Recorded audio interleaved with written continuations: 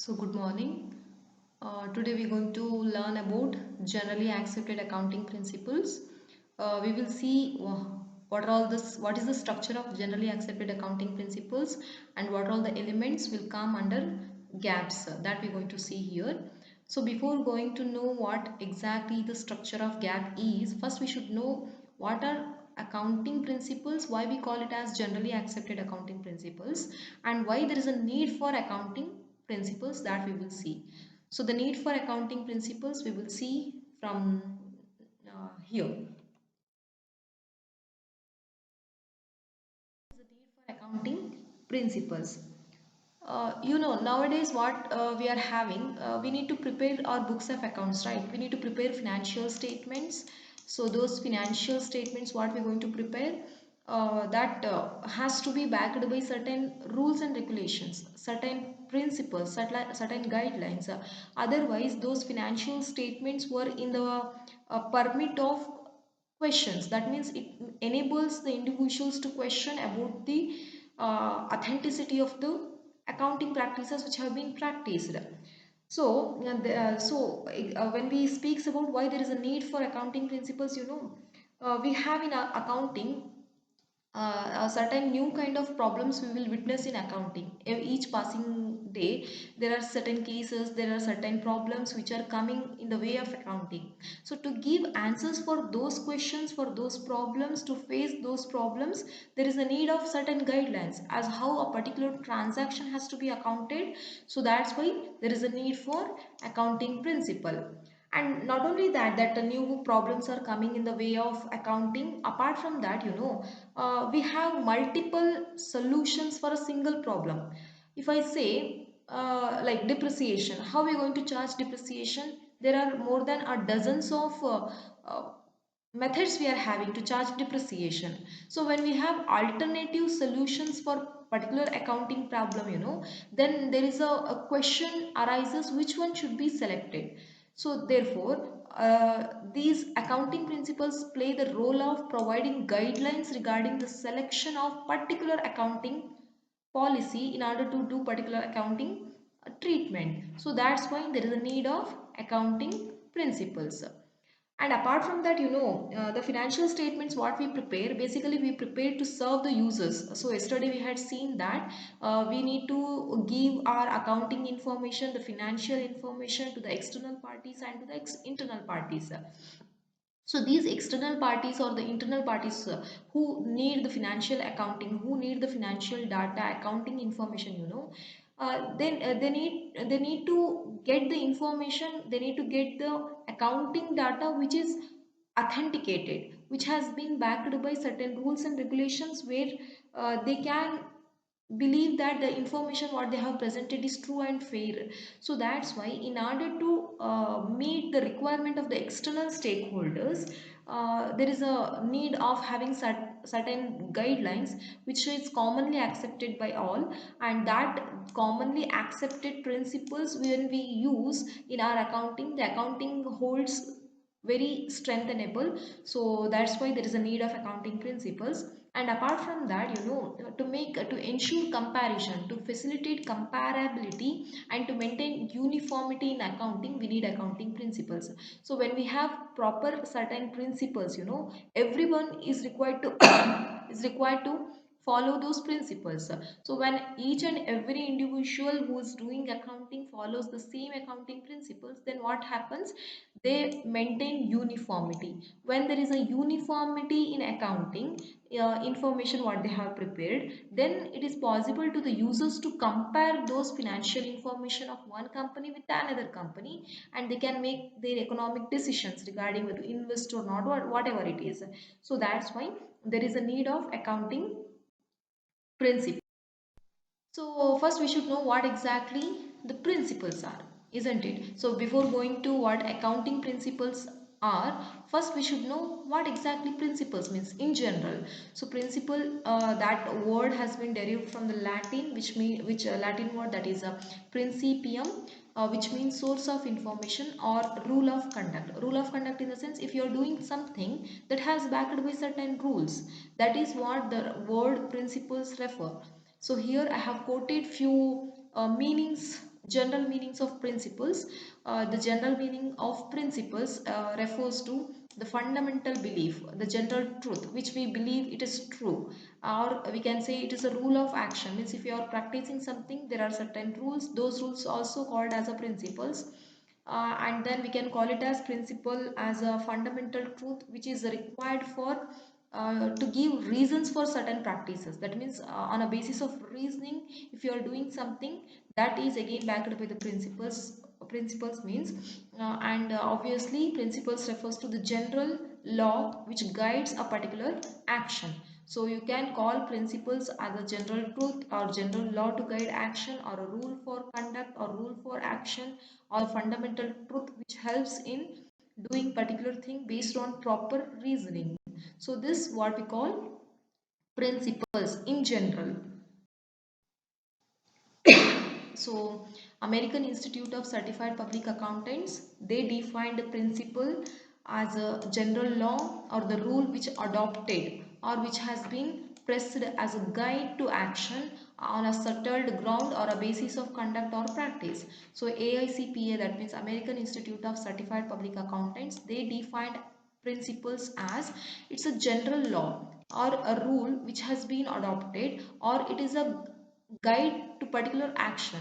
So when we have some guidelines, when we have some rules, when we have some laws which will helps us to do, to conduct accounting practices, to conduct any practices, then we will refer it as principles. So principles can also be called as a guidelines, it can be called as a rule, it can be called as a general law which helps in conduct of practice. So if you want to practice something, that practice has to be backed by some guidelines, and those guidelines we used to call as principle.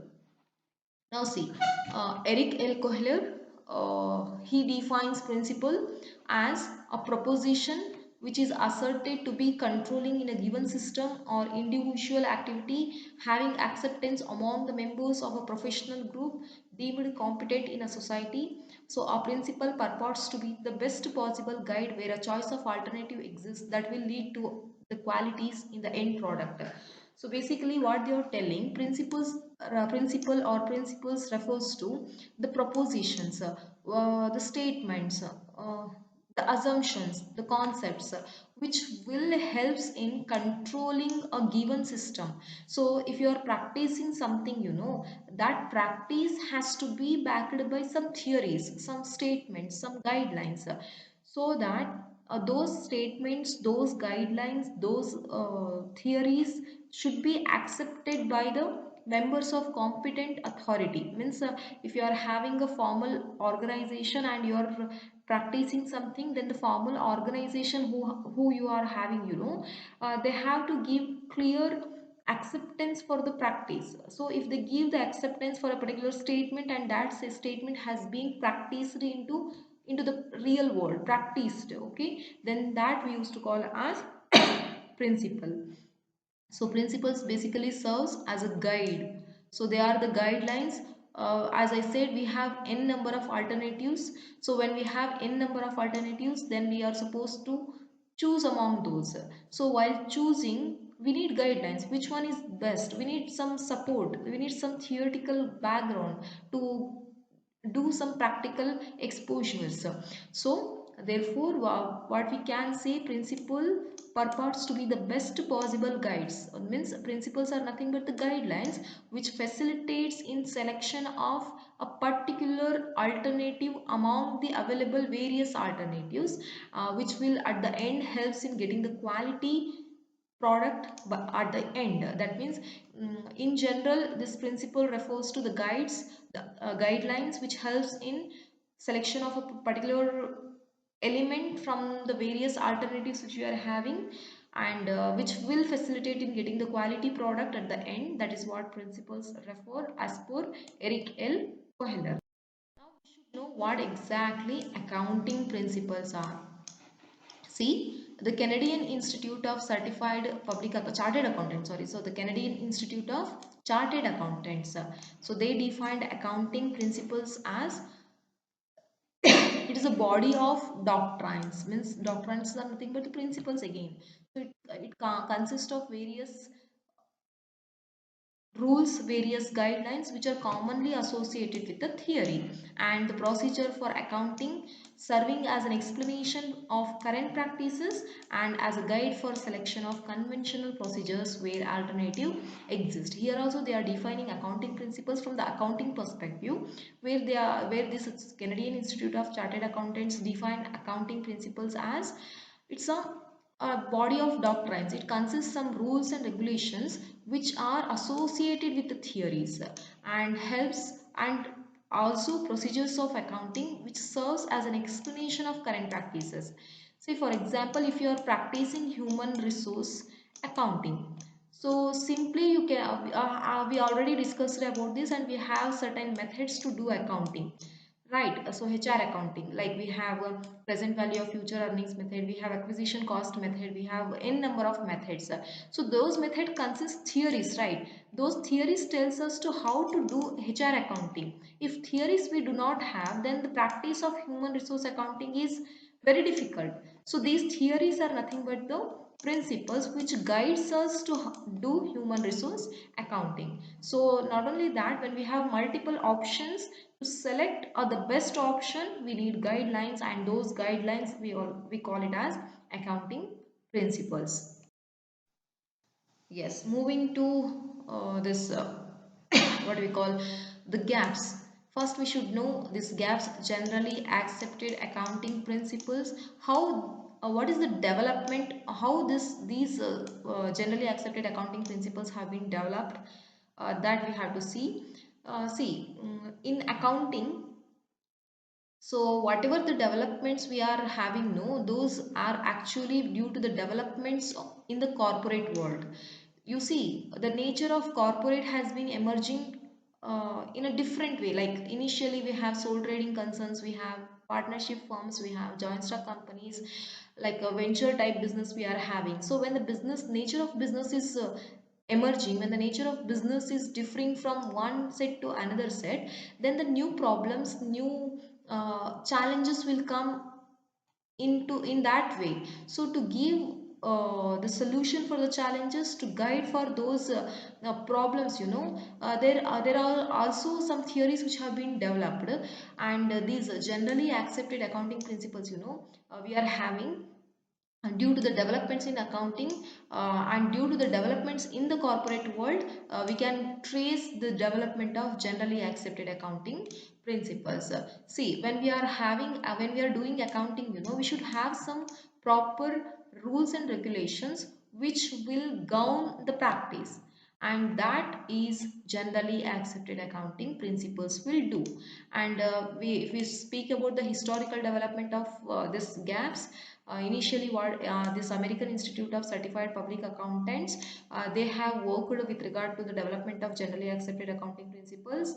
And not only that, that is Security Exchange Commission, International Accounting Standard Board. In our country we have Accounting Standard Board of ICAI, Institute of Chartered Accountants of India, Ministry of Corporate Affairs of Government of India.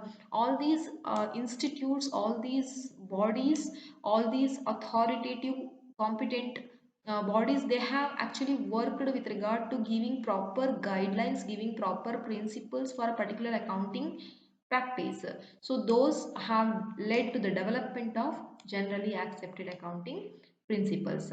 Not only that, over a period of time there is a need for having a revision and modification of certain rules and regulations. Like see, we do accounting, we right now we follow generally accepted accounting principles to do accounting. If a company is following Indian accounting standards, then we have separate accounting rules and regulations in the form of Ind AS 1, 2, 3, like many Indian accounting standards we are having. By referring those standards, the companies can follow accounting. So when the companies are not using Indian accounting standards, still they are following generally accepted accounting principles, then we should know what exactly these GAAPs are and what it consists, and how we are supposed to deal with a particular transaction when we are having particular thing based on the information available in GAAPs. Let us move to the structure of GAAPs. See, there is no uniformity in the composition of gaps. So there is no unanimity. That means there is no single one structure with regard to the composition of gaps, because few, see here I have quoted one example where the going concern concept will be viewed as a concept by few, it will be viewed as a convention by few, it will be viewed as an assumption by few, and it will be viewed as a postulate by few, and fundamental accounting assumption by few. See, going concern, few people believe it is a concept and few believe it is a convention. Few think it is an assumption, few think it is a postulate, and that's why there is no unanimity in the structure of gap. So this is the structure of gaps. Okay, so here you can see we have assumptions, we have concepts, we have principles, we have conventions, and under assumptions we have business entity concept, going concern concept, money measurement concept.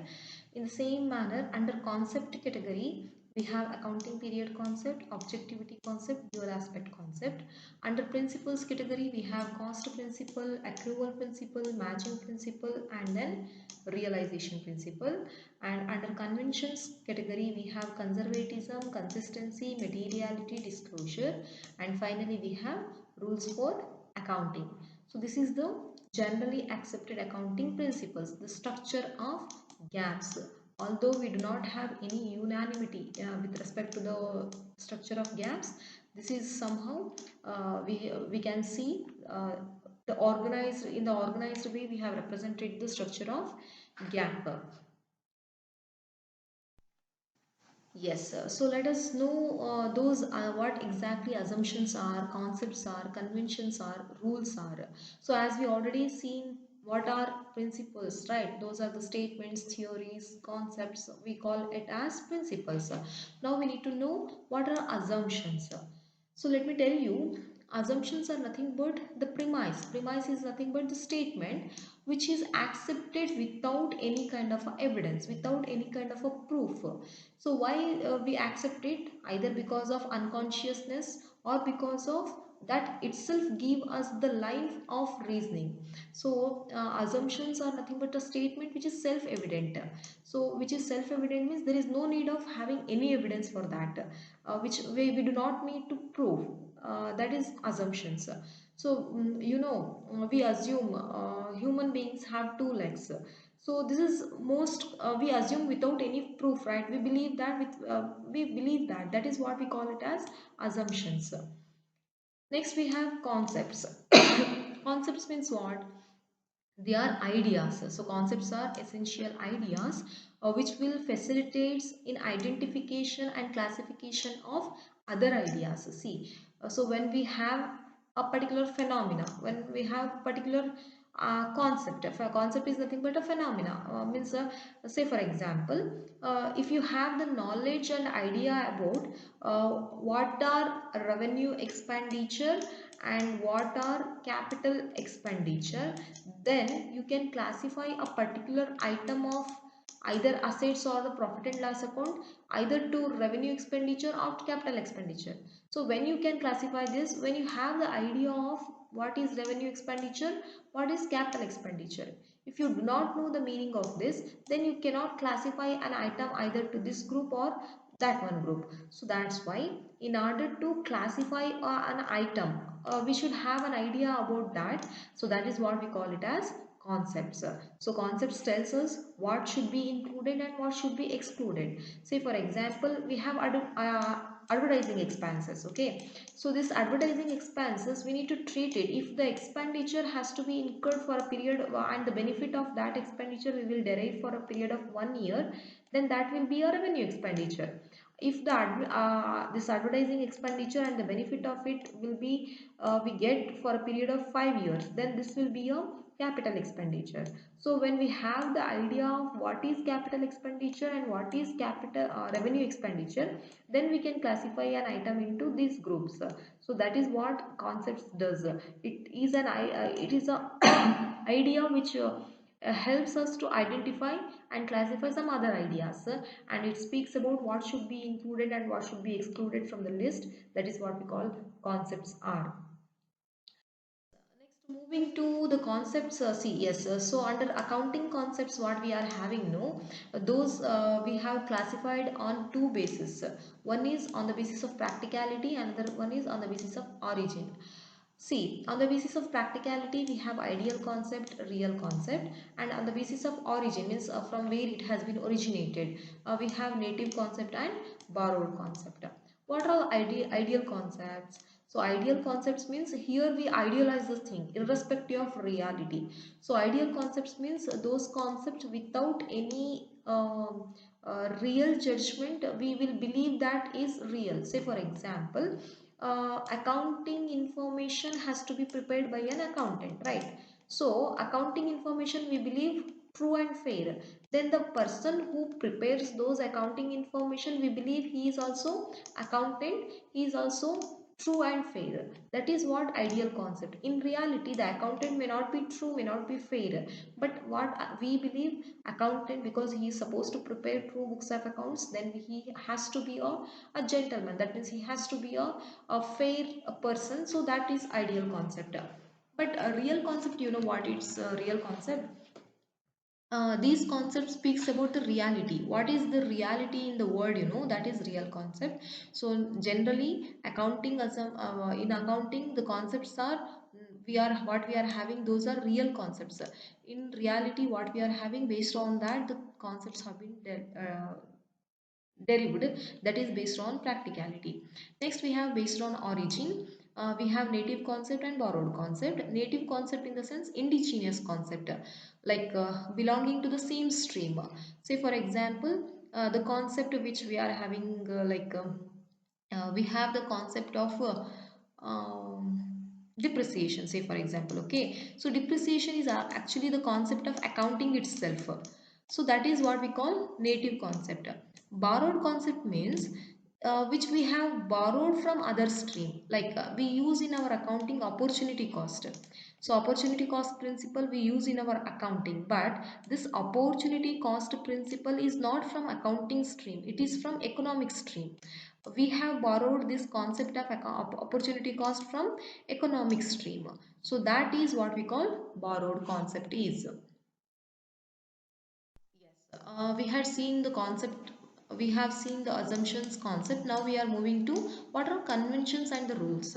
So conventions refers to the practices which have been practiced by the accountants for a long term on general consent, on general agreement and mutually accepted agreements. So that is what we conventions are. Say for example, if a company is having the practice of following traditional day on every particular day of a week, then they follow that for a period, over a long period of time, that is convention. Accounting convention means, say for example, the company have the practice of amortizing their intangible assets, and this amortization they do from long period of time, then that practice we call it as convention. Next we have rules. Rules are nothing but they are the procedures or the techniques to do accounting by the accountants in their day-to-day business activities. Say rules are nothing but the procedures or the techniques through which we will treat a particular transaction. So they specifies the manners in which a particular transaction should be treated and should be accounted in the books of accounts. So rules are basically the procedures through which we do accounting. Okay, so those we used to call as rules. So these rules on these rules cannot be distorted by anyone, because nobody have the discretionary power over the rules. So say for example, in accounting we have accounting rules, right? Personal account rules, nominal account rules and real account rules. We cannot change the rules of accounts, right? It has to be the same, no matter what is the time it has been derived and for how long it will be there. It will be the same, it remains the same, so nobody have the discretion over it. So that is what we call as rules. So till now we have seen various aspects of generally accepted accounting principles. Specifically we had seen the the structure of GAAPs, where we have spoke about what are assumptions, concepts, conventions and rules as well as the principles. So next we will discuss about the structure of gaps. Like we have assumptions, under that we have some aspects, we have concepts, under that we have some aspects that we will see in the next class.